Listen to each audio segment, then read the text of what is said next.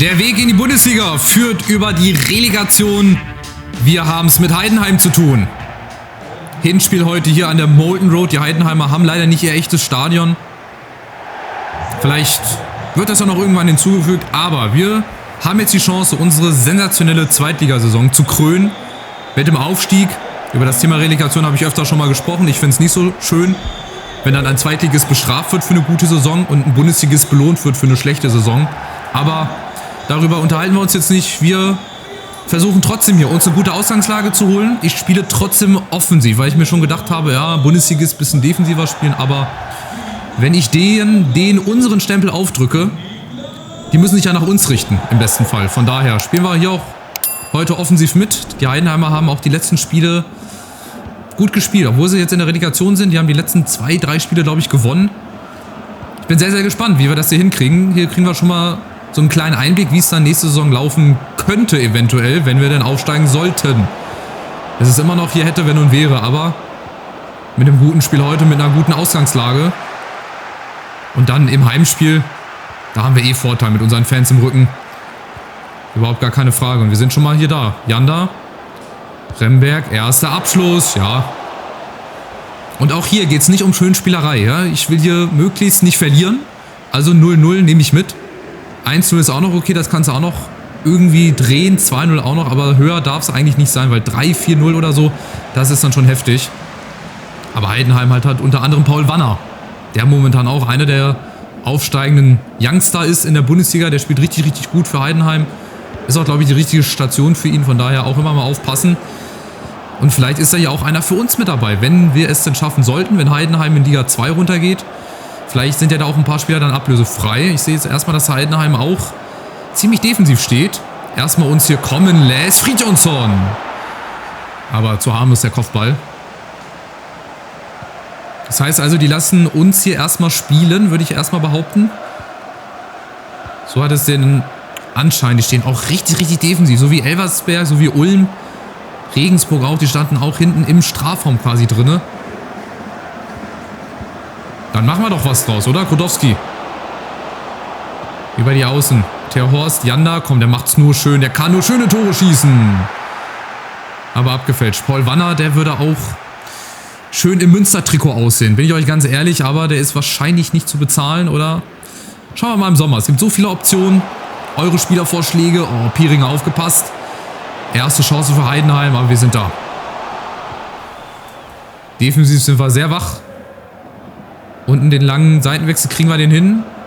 Auf Fröhling kriegen wir hin, oder? Ja, kriegen wir hin. Und dann vorne Janda, Grodowski.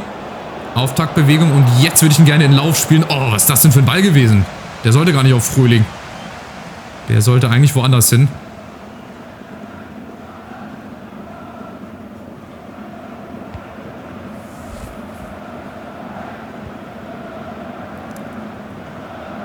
Diaudion, auch ein Name wie ein Gedicht, ey. Rechte Seite, Dorsch, auch ein guter Spieler.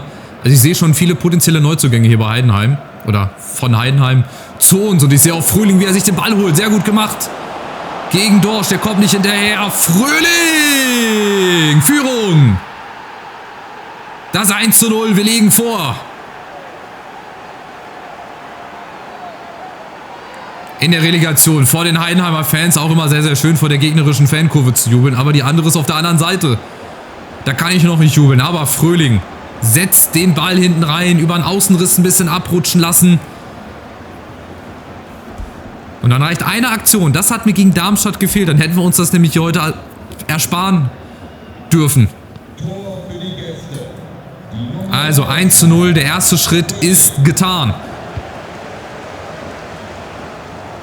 Die Führung. Was macht das jetzt mit Heidenheim? Die stehen natürlich jetzt unter Druck. Die müssen jetzt.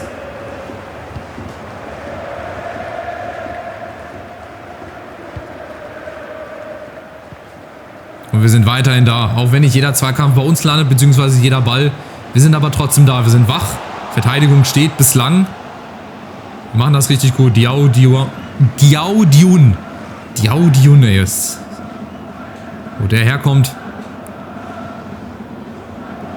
Sehr spezieller Name. Traoré kommt. Der ist auch schnell. Auch einer für die rechte Seite. Wenn wir Terhorst denn verkaufen, Behrens ist da.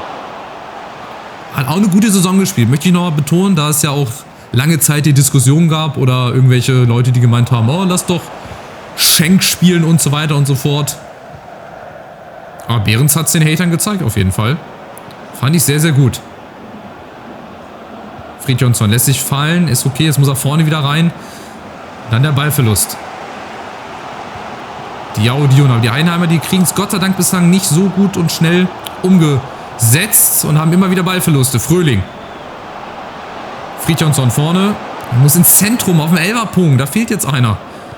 Dann machen wir es halt so über Godowski. Oh ja, der hat eine schöne Wumme. Aber leider den Ball nicht ins Tor unter. Er kann natürlich nicht jeden Ball reinmachen, auch wenn der ein bisschen geflattert ist. Ist okay, aber wir führen. Das ist die Hauptsache. 1:0. Und Heidenheim ist so ein bisschen aus dem Spiel, würde ich sagen, nicht, aber denen fehlen so ein bisschen die Ideen. Das ist gut. Das ist ein gutes Zeichen für uns, dass wir hinten vieles richtig machen. Aber aufgepasst, mit einer Aktion, Piringer, cooles Grätsch, natürlich cooles, wer sonst? Der ist hellwach, das ist Wahnsinn, das ist ein guter Typ, der ballt die Faust, genau. So muss das sein. Auch ein gutes Zeichen für die Jungs, dass hier heute nichts zu holen ist. Nochmal der Eckball.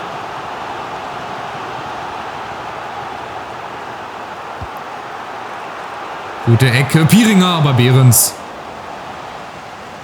macht ruhig, alles gut. Ball ist in unseren Reihen und dann werfen wir den sicher ab. Und dann ist auch gleich schon Halbzeit. Dann haben wir schon mal den ersten Teil heute geschafft. Aber das Rückspiel wird nochmal ein bisschen härter. Ich glaube, da wird Heidenheim oder muss dann Heidenheim, wenn wir gewinnen sollten, ein bisschen mehr machen. Vielleicht stellen sie dann um, ich weiß es nicht. Ich weiß auf jeden Fall, dass wir jetzt hier nochmal eine Chance haben über Godowski, Janda und jetzt in der Mitte. Ja, gute Ablage und jetzt Remberg völlig frei.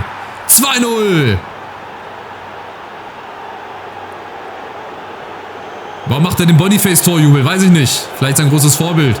Vielleicht darf er ja bald gegen ihn spielen in der Bundesliga, wenn wir denn aufsteigen sollten. Aber das geht nicht. Das ist schlecht verteidigt von Heidenheim und Remberg knallt den in den Winkel. Zu dem Zeitpunkt in dem Spiel, kurz vor der Pause, besser geht's nicht. Also viel besser hätte ein zweites Tor nicht fallen können. 2:0 zur Pause. Ich würde jetzt nicht sagen, dass das die halbe Miete ist. Aber wir spielen richtig gut. Wir ziehen das einfach durch. Wir ziehen es einfach durch, die Leistung aus der zweiten Liga. Und deswegen ist Heidenheim wahrscheinlich auch auf dem 16. Platz. Weil die halt nicht ihre Leistung so durchziehen. Aber es sind noch hier 45 Minuten, dann nochmal 90 Minuten im Rückspiel. Da kann so viel geschehen. Achtung, Piringer und Wanner ist da. Zum ersten Mal. Paul Wanner. Aber Behrens hat den Ball. Und vielleicht war das jetzt ein Zeichen für uns, dass die Heidenheimer nochmal ein bisschen Druck jetzt machen. Cienza, Piringer. Traoré, nee, Dion.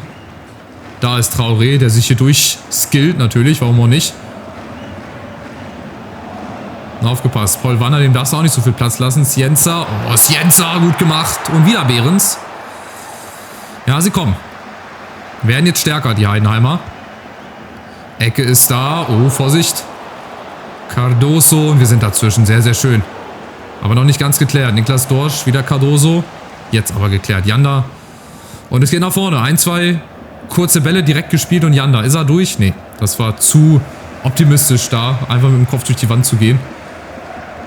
Aber wir bleiben im Pressing, genau. Laufen hinterher, jag ihn. Aber die Heidenheimer kriegen das gut geklärt. Aber Zeit für uns. Die spielt für uns.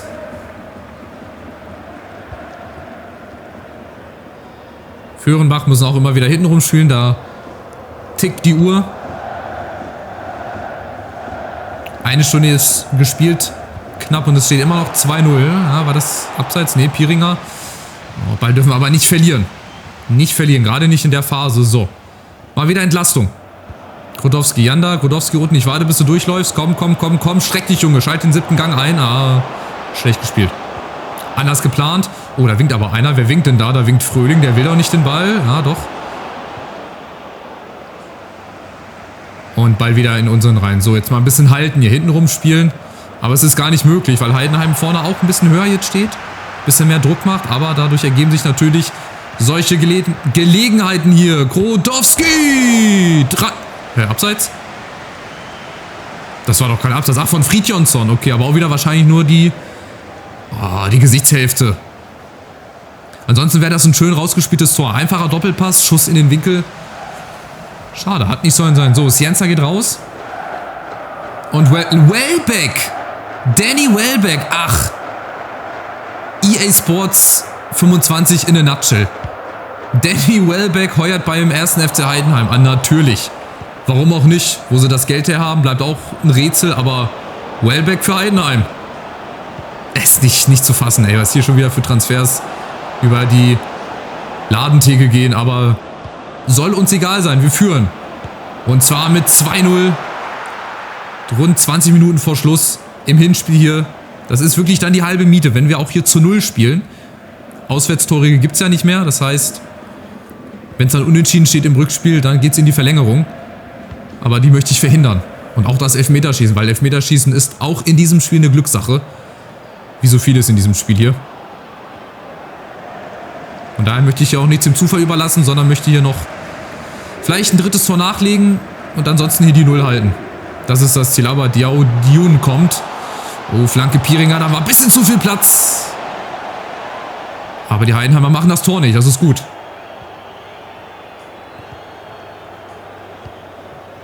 Aber sie lassen uns auch den Platz, wir haben auch den Platz. Über den Flügel, Fröhling, Janda, ja, haben wir Glück. Aber das Glück haben wir uns auch erarbeitet, über die ganze Zweitligasaison. Janda wird da ein bisschen gezogen, alles gut. Nächste Chance, Fröhling. Nee, kommt da nicht ran. Ja gut, wird gelb geben. Habe ich mich verdrückt gerade. Jetzt aufgepasst. Diao Dioun. Gegen Partov. Natürlich Partov dazwischen. Achtung, Harakiri. Aufgepasst. Da ist Wanner. Und da ist es passiert. 1:2. Und man hört die Gladbacher Torhymne im Hintergrund, die auch gleichzeitig die Heidenheimer ist. Da standen wir auch eigentlich gut, aber dann mit 4 Mann auf einer Linie und dann ist Wanner halt einmal da. Das ist halt der Unterschied. Deswegen, du musst auch bei uns spielen, Paul Wanner. Anders geht das gar nicht. Wenn du absteigen solltest, musst du zu uns kommen. Ja, gelb ist okay. Für Frühling. So, jetzt wird es nochmal ein richtig packendes Spiel. 1:2 nur noch. Heidenheim ist da. Weil wir einmal leider hinten nicht gut aufgepasst haben. Wir haben das sonst gut verteidigt. Wir haben hinten alles weggehauen. Auch die knappen Situationen nach den Eckbällen, aber ihr seht, man kann halt nicht alles verteidigen. Irgendwann ist halt mal die Lücke da und irgendwann bist du halt auch mal geschlagen. Heißt aber nicht, dass wir das nicht wieder umbiegen können, den 2-Tore-Vorsprung. Jetzt fängt Heidenheim sogar hier an zu zaubern. Ey, Jungs, ihr liegt hinten. Was macht ihr denn?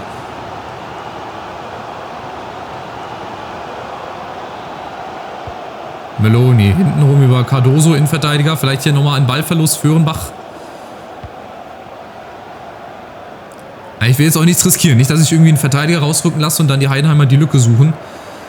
Dann lieber hier verteidigen. Kirkeskov, ja, kriegt er gegen Diao Dioun.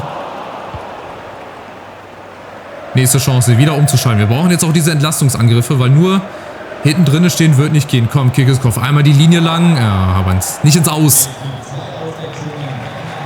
Nicht ins Aus. Heidenheim wechselt nochmal, bringt mit Mikkel Kaufmann und mit Beck nochmal 2 Frische für die Offensive. Wollen es nochmal wissen. 2 Minuten noch. Bis wir hier die erste Etappe geschafft haben. 2:1. Es ist noch nichts entschieden, aber es ist jetzt erstmal ein Vorsprung. Und die Heidenheimer würden dann unter Druck stehen. Oh, was machen die dann? Eigentor vielleicht noch? Zum Abschluss dieses Spiels, das wäre es natürlich nochmal. Aber Schiri pfeift jetzt ab. Wir haben den ersten Teil geschafft. 2:1 Hinspielsieg gegen Heidenheim. Wichtig, wichtig, aber Rückspiel wird nochmal genauso schwer. Gehe ich fest von aus. Aber wir gehen mit einer Führung ins Rückspiel. Das ist ganz, ganz entscheidend. Gut, am Ende hatten dann beide 8 Schüsse. Wir haben uns dann halt mit einem Tor mehr durchgesetzt. Aber heißt noch nichts. 3 Tage später, am 8. Juni, ist der 8. Juni der große Tag in der Geschichte von Preußen Münster hier, um wieder in die Bundesliga aufzusteigen. Das ist die große Frage. Analyse haben wir gemacht, 3 Scout-Berichte. Ja gut, Kuzias und Kofalidis hatten wir ja schon. Gucken wir nochmal in Deutschland kurz. Ich möchte mir von Heidenheim nochmal Dann haben wir noch hier Aljoscha Kemlein. Philipp Strompf habe ich auch schon mal beobachten lassen, aber der hat eine 66. Wird, glaube ich, keine Option sein für uns. Ich möchte aber trotzdem noch mal kurz in die Mannschaft von Heidenheim reingucken. Profisuche. Dieser Udian oder wie der hieß, oder Dujan, ob ich mir den mal angucken kann hier, Heidenheim. Die waren gar nicht so schlecht. Gut, Cardoso Innenverteidiger. Hassan Diaoudioun. Gut, der ist verliehen von Betis Sevilla, wollte ich gerade sagen. Und Welbeck, das muss ich mir gerade nochmal angucken. Ich muss schauen, ob ich mich da nicht verguckt habe. Spielt tatsächlich Danny Welbeck beim 1. FC Heidenheim. Wo ist er denn? Danny Welbeck, tatsächlich. Mit 34 nochmal. Er wollte nochmal was Großes machen. Ich setze Paul Wanamaker auf die Liste. Ich lasse ihn mal beobachten, lasse ihn auf die Wunschliste setzen. Eventuell geht ja da was, wenn wir aufsteigen sollten. Noch sind wir im Konjunktiv. Im nächsten Part sind wir das hoffentlich nicht mehr. Hoffentlich sind wir da schon in der Fußball-Bundesliga. Wir haben einen 2-1 Vorsprung.